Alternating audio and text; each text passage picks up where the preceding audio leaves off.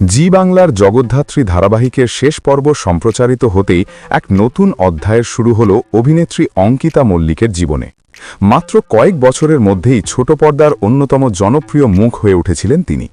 জগদ্ধাত্রী চরিত্রের সাফল্যই তার কেরিয়ারের মোড় ঘুরিয়ে দেয়। ইতিমধ্যেই সিনেমার জগতে পা রেখেছেন অঙ্কিতা, কিন্তু এবার যে খবর সামনে এসেছে তা নিঃসন্দেহে বড় চমক। শোনা যাচ্ছে দেবের আগামী ছবিতে নায়িকা হিসেবে দেখা যাবে তাকেই। প্রজাপতি 2 এর আগেই এই খবর ঘিরে উত্তেজনা তুঙ্গে। 2026 সালের স্বাধীনতা দিবসে মুক্তি পেতে চলা এই ছবিতে দেবকে দেখা যাবে একেবারে ভিন্ন অবতারে, অ্যাম্বুলেন্স দাদার চরিত্রে। আর তার বিপরীতে থাকছেন ছোট পর্দার পরিচিত মুখ অঙ্কিতা মল্লিক। টেলিভিশন থেকে সরাসরি দেবের নায়িকা, এই যাত্রাপথ নিঃসন্দেহে বড় সুযোগ। এর আগেও বহু টিভি অভিনেত্রী বড় পর্দায় নিজেকে প্রমাণ করেছেন। এবার সেই পরীক্ষার পালা অঙ্কিতার। ছোট পর্দার জগদ্ধাত্রী কি বড় পর্দাতেও দর্শকের মন জয় করতে পারবেন? আপাতত সেই অপেক্ষাতেই রয়েছেন অনুরাগীরা।